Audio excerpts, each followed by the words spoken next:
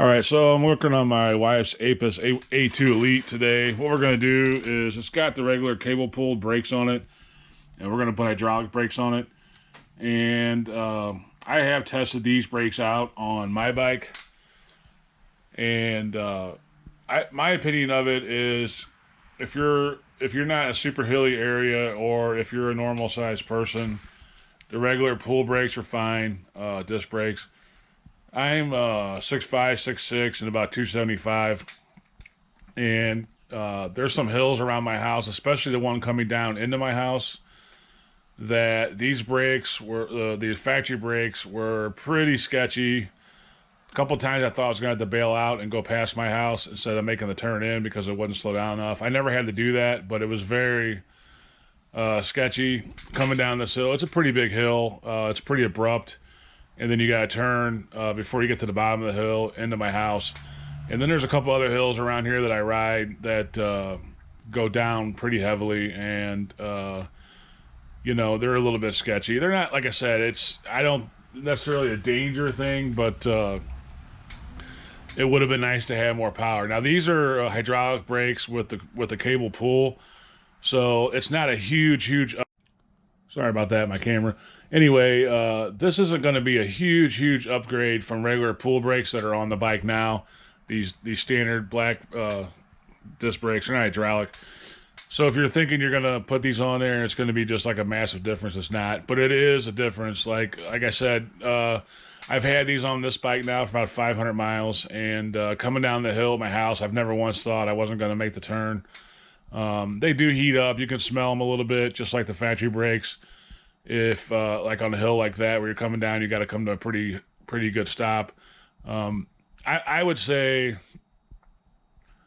I don't know, 30 to 40% maybe better braking than what comes from the factory. It's, like I said, it's definitely not 100 times or way better or twice as good, but it is good. It's a decent upgrade for the money. I think they're like $35. I'll leave a link to the brakes in the description. So this is what we got here. This is all you really need. The Allen size, a wire cutter. These are caps. Now I bought a whole bunch of them because I've had these for like 10 years. This used to be full. I've built bikes and stuff like that and worked on bikes pretty heavily the last like 10 years or so, or 15 years. So I bought a whole bunch of these, but you want to get some cable caps, a couple of them, if you're going to maybe get 3 or 4, just so in case you mess one up, you have another one available. You're going to need that to cap your wire. And then all you need is the brakes. And then it's a pretty bolt-on situation. So what we're going to do here is just get the Allen, take these 2 bolts off. And that's the only thing that holds these on to the fork there. And what I will say is pay attention to where your, I'm going to try to light this up a little bit. Pay attention to where your spacers are at. You have a small spacer on this side and a washer, and a small spacer on this side and a washer. And you want to put those back the way they were. Now, I'm not going to change the bracket. Now, these brakes come with the mounting bracket.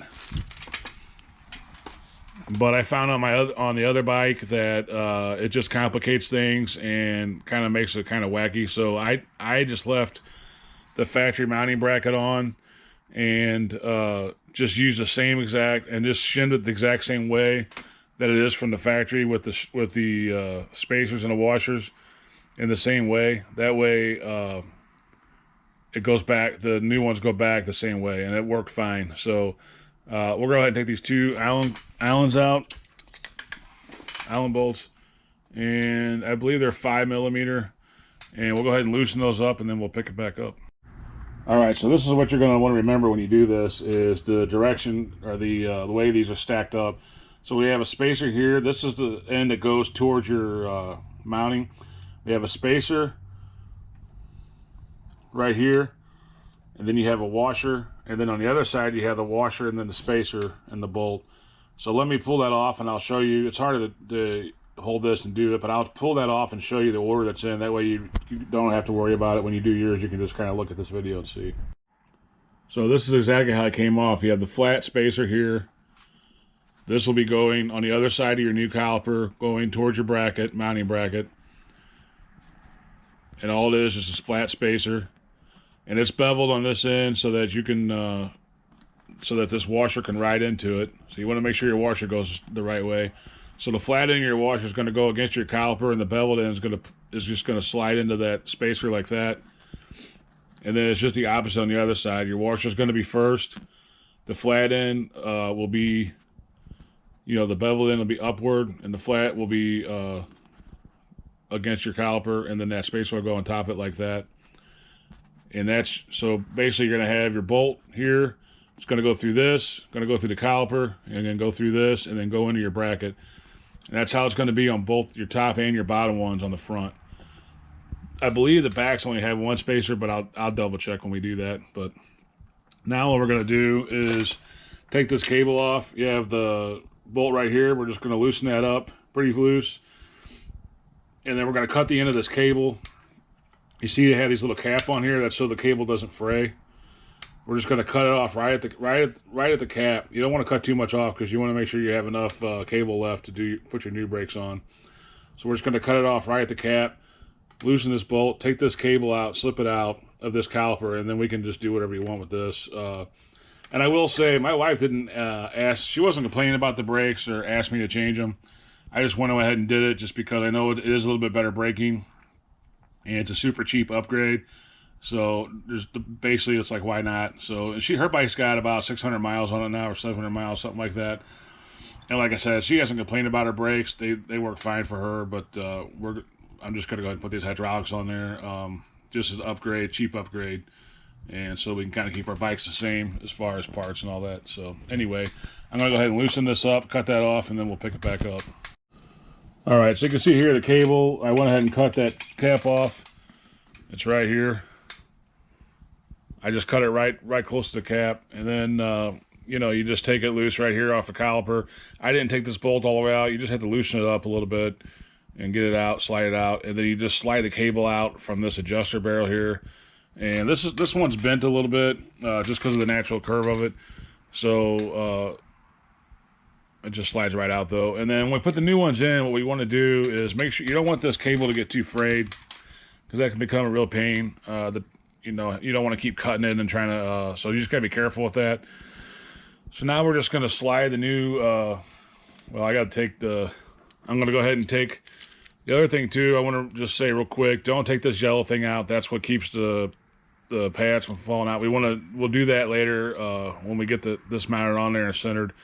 So we're just gonna take this black, I'm just gonna take this black mounting thing off, caliper mount off. And then we're going to run the cable through here and just put it kind of loosely on here for now. So that's what my next step is. Just take this off from the from the new calipers and run the cable through here.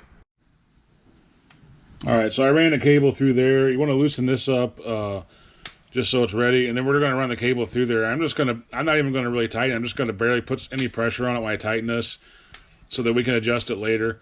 So and again, don't take that yellow thing out yet.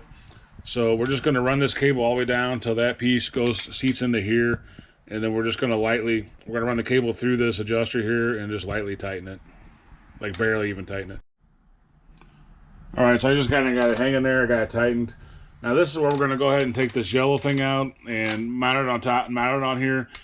What you don't want to do, once this yellow thing is out, is press these two together and compress them, because that will push the piston out, and then you won't be able to get the pads back in. You have to push the piston back in and all that. So take the yellow thing out, and then we're going to mount it on this mount, the factory mount, and we're going to put the bolts in the way that we took them out. So you're going to have that, the spacer, washer, and then washer, spacer on the front, the top, and the bottom of it. So that's what I'm going to do next, is just get that lined up and get this mounted on there. And then I'll show you how to actually adjust the brake and get the pressure on it and everything. So right now I'm just gonna take this yellow thing out, get the bolts ready, and just mount it on the rotor and the caliper mount, and get the bolts and the washers and the spacers back where it's supposed to be, and get it and start tightening it down.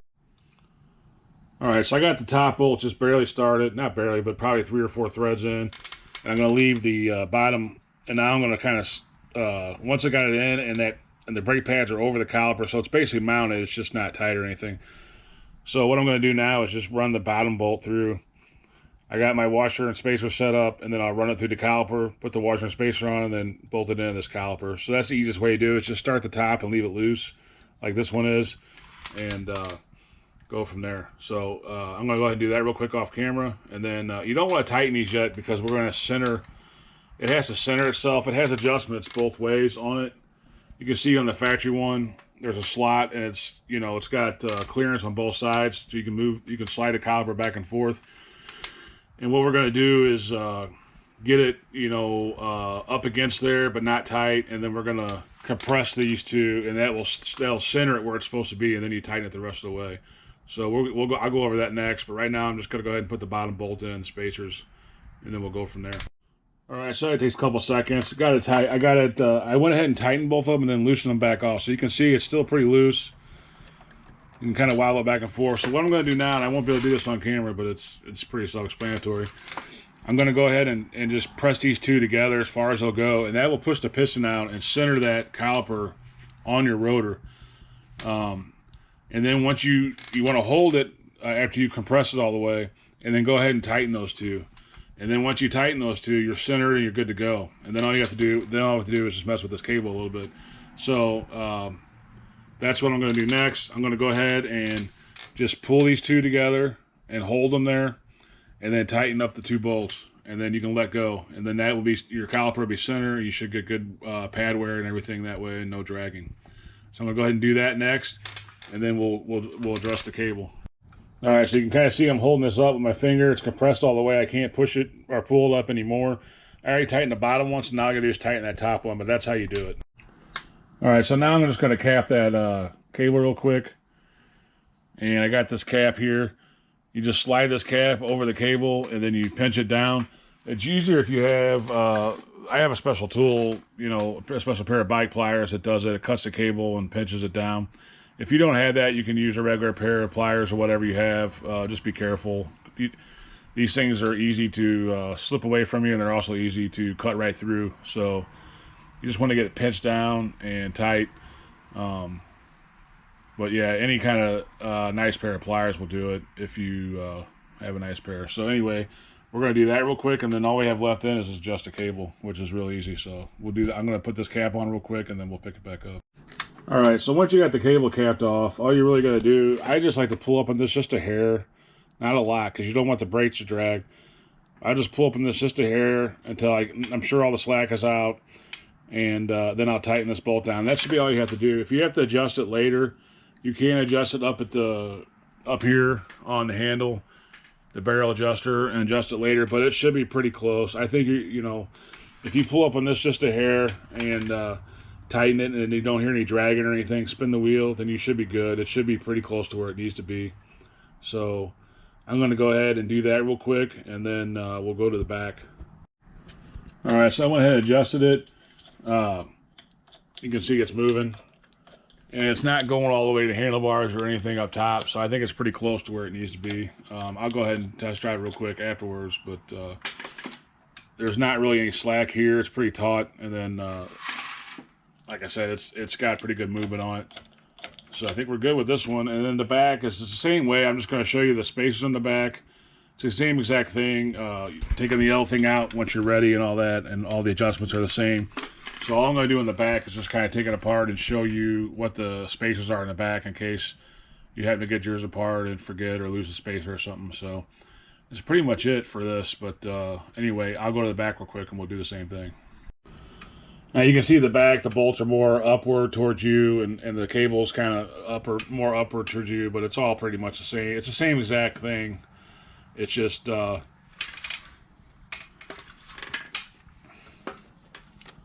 like our cable was out, but it's not. Okay. Anyway, so I'm gonna go ahead and take the two bolts out, and then we're gonna be mindful of the spacers and things on this side, just like we were on the back. I'm pretty sure on these it's just one spacer. I don't know. I'll double check. That's the main reason why I want to get you back here. So I'm going to go ahead and cut this tip off, loosen this one up, take the cable out like we did the first on the other one, and then take these two bolts out and get this caliper off.